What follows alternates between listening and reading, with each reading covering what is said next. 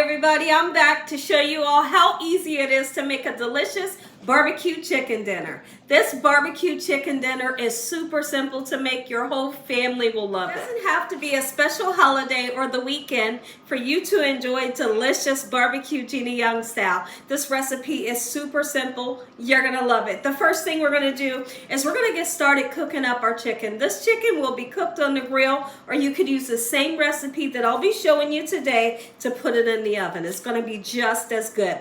You can see that I'm taking off the skin and the fat, just using some kitchen shears. I've already washed it off. I will rinse it off a second time after I take off any excess skin and fat onto the chicken. Look at that, looks so much better. I'm using the chicken thighs today. I love to grill. Chicken thighs and chicken wings is my go-to when I'm doing barbecue. All right, so I'm gonna continue to clean this chicken up a little bit, and when I come back, I'm gonna show you how I like to season it. Taking off the excess skin and fat from the chicken. I've rinsed it off a second time.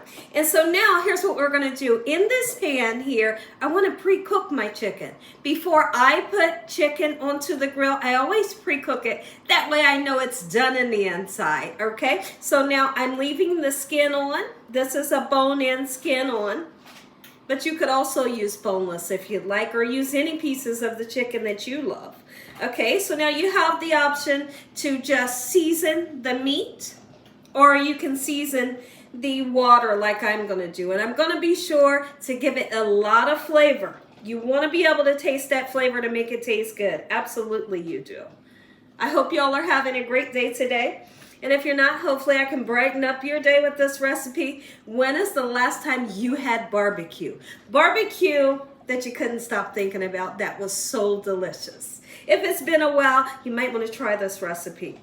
Absolutely. So here's what we're going to do. We're going to go right in with our seasonings. I'm not going to skimp on these seasonings. There is paprika. We're going to use some black pepper. Oh yeah. We're going to go in with a little bit of adobo, just a little bit. We're going to use some salt. We're also going to use garlic and onion powder, and I'm purposely going to use a nice amount. I want that flavor to shine through.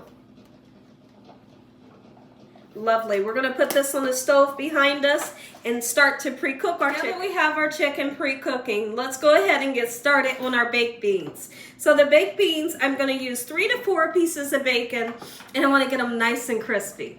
And we're going to put them right into this pan. Once I see that they're nice and crispy, I'm going to add in just a little bit of onion for great flavor. There are even some times where I'll put a bell pepper into the baked beans, and it brings a great color and a delicious taste. So you could do that as well. So let's get this bacon nice and chopped down so we can crisp it up.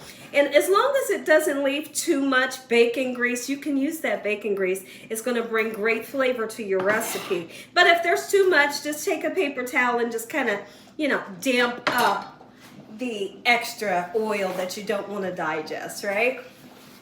So I'm just going to use 1 can of the beans today and a very little bit of this red onion. Just enough to taste to give it great flavor, right? Okay, so this might be enough, and it is. Perfect. I'm going to chop it down so nobody has to bite down into a big piece of fresh onion. Right? There we go. This is going to bring great color to the recipe. Maybe a little bit more onion I'll be using. There we go. Oh, I put the onions in, but it's okay. We'll make it work, right? Absolutely, we will. Cut that little bit more onion that I wanted to use. You see, I just threw it right in with the bacon, but it's okay. There we go. Lovely. Once this gets nice and crisp up, we will put our baked beans in with this juice. Use all that. We wait on our bacon to get cooked up and our chicken to cook. We're going to take this time to peel and slice up some potatoes for potato salad. You cannot have barbecue without a good potato salad that has a ton of flavor. What I figured out is that I love potato salad that has adobo in it. Oh my goodness, when I tell you super delicious, you have to try it for sure. You don't have to use the garlic and onion powder, salt and pepper. Use your adobo for your seasoning for your potato salad next time. Chef's kiss every time. Absolutely. And that's the ingredient that I use when I make my Puerto Rican food, when I make Puerto Rican potato salad. The adobo for seasoning. All right, so now what we're going to do, I'm going to peel these, and then I'm going to turn around and soak these in some cold water. When you soak them in cold water, you get rid of some of that starch. You know how you put them in cold water and that water is nice and cloudy? What I'll do is I'll keep rinsing the water, excuse me, until it's nice and clear. And then I know I've gotten rid of some of the starch that I want to get rid of. I like to try my very best to make the potatoes all the same size. That way they all cook around the same time. If you got really big pieces and little pieces, the little pieces will be mush, right? And the big pieces won't be done. So do what you can to make your potatoes all the same size. And what we're going to do, we're going to start these off in some cold salted water. And we're going to cook them until they're nice and pork tender, just like so, quick and simple. Let's check in on our bacon and onions. If there's one thing that I could say I love the smell of, is bacon and onions cooking together. It is the best smell you ever want to smell. Well, coffee too, right? You can't leave out coffee. But when bacon and onions begin to cook, it smells so lovely. Quite early this morning when I was having coffee, and I told my husband, I said, you know, I think we're going to have a barbecue chicken dinner. And he said, that sounds good to me. And so here we are making our barbecue, and the time is 4 p.m. All right, so what I'll do is when this dinner is done, I'll actually let you know what time it is so you can see, you know, how long it took for this meal to get prepared. Our bacon is getting nice and crispy. It has the perfect amount of oil in there. The onions are beginning to get nice and translucent, and that's just what I'm looking for. I have about 6 eggs that I have boiled. I just rinsed them off with cold water and cracked them a little bit so they'll be easy for me to peel, because we got to have eggs in our potato salad. My bacon is nice and crispy. The onions are cooked to perfection. Go ahead, put your beans right in. Now this can be put into the oven if you want, but today I'm doing stovetop because why not, right? Just like this, and we're going to let it simmer on low. Okay? There are times where I'll put ketchup and even mustard sometimes into my baked beans, but I'm not going to do that today. What I am going to do is something interesting. I'm going to put a little bit of barbecue sauce in there to give it some great flavor. So let's go ahead and do that now. Just a little bit goes a long way. Perfect. All right, and then I'm going to go in pretty heavy with the cinnamon on purpose. Sometimes you can put vanilla extract in there if you have it. I don't have none. Nutmeg.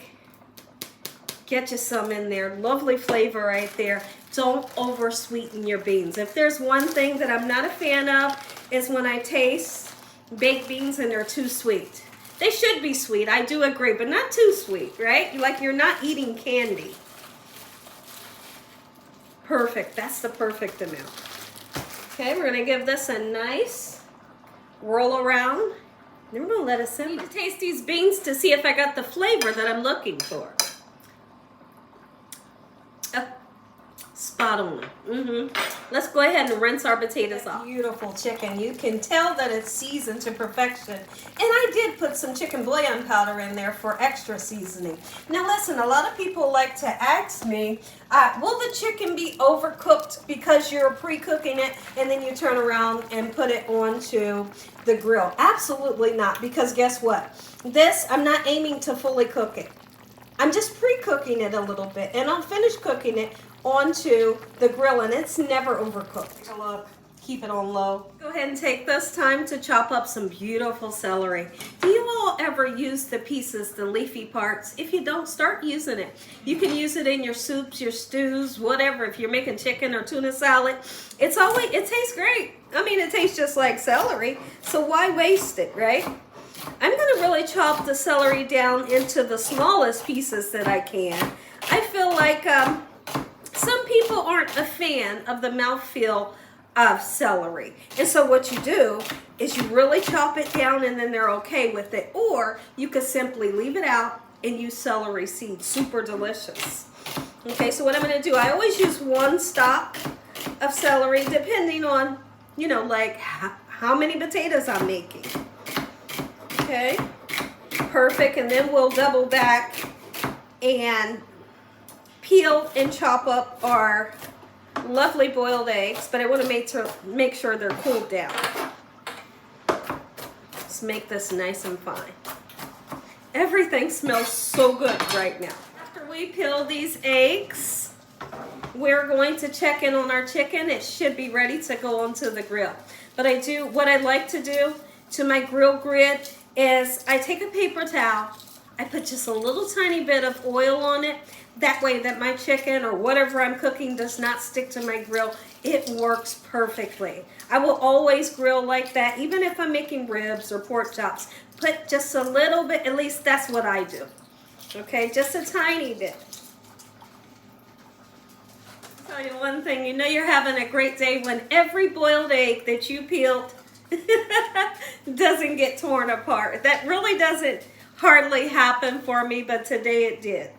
All right, lovely, beautiful eggs. I'm gonna show you all what the pre-cooked chicken looks like. We're gonna make our way outside and start grilling up some chicken. Get our chicken right onto the grill, skin side down. Just like so, quick and simple. It's not hard to make barbecue, and it's not hard to make it taste delicious. Super hot outside, but look at my umbrella. This has got to be the biggest umbrella I have ever used and seen, and it has LED lights onto it, so it works when it's raining outside or it's super sunny. What I like to do is get my chicken like between 85 and 90% of the way cooked. Once we get there, then I start basting on my favorite barbecue sauce on the top and the bottom. A quick peek in at some of these pieces. Oh yeah, that's exactly what I'm looking for. A nice light char onto them, and they'll get even more charred, you know, once we put that barbecue sauce on. But for now, this is what we're looking for. Yum, yum, and super yum. Guess what? I love to use the chicken thighs because they remain nice and juicy, right? They don't dry out. Again, what's fun about when you make it at home yourself, you can put as much or as least barbecue sauce as you like. You know, you can cook things the way you like them. Like I always tell people when I'm frying chicken, if you want it fried hard, you're going to be able to do that if you cook for yourself. Look at that color. That's the color that I like. That nice charred color means good flavors happening, right? Look, it took it. Family, that's what I call barbecue chicken. Mix up our potato salad. The potatoes have cooled down. Absolutely, they have. You don't want to mix it up while it's hot unless you're making German potato salad, of course. So today I'm going to be using mustard. I don't use mustard all the time in my potato salad, but sometimes I just want it in there, right? And you want that beautiful color. Always start off with a little bit of your dressing. Whatever type of mayonnaise and mustard you're going to use, when you start off with a little bit, you can make sure that you're not over dressing it and making it too watery, right? Absolutely. So now here's what we're going to do. I'm going to go right in with my seasoning. Adobo is the best. It tastes so good. A little bit of black pepper, just a little bit. Okay, and I'll be using the paprika to garnish the top. I want to be nice and gentle with this, and no, I'm not using relish. No relish for me today, not in this one. Put a pinch or two of sugar in here to really balance out the savory taste, right? And it's the perfect amount. So if you don't want to use it, you don't have to, but I feel like that pinch of sugar replaces the sweet relish that a lot of people like to use. Years ago, I used to use the sweet relish. You can tell I love the boiled eggs in the potato salad. It makes it, especially when you go to eat it the next day. Listen to me, so delicious. So now I'm gonna save one egg so we can kind of fan it out on top to make a nice presentation. Take a look at this, listen to me. If y'all enjoyed this video, give me a thumbs up. Tell the world what Gina's doing in this kitchen every single day. And Heavenly Father, once again, we thank you for this meal, your hedge of protection and your love. No weapons formed against us shall prosper in the name of Jesus. We bind that evil devil away from us on a daily basis. Let the devil know he stands no chance. In Jesus Christ's name we pray. Amen. Amen. Once again to my beautiful prayer. When I come back, I just want to show you how easy it is to make your potato salad look beautiful after you garnish it with the eggs and a little bit of paprika. And y'all, take a bite, enjoy. Until the next video, good night.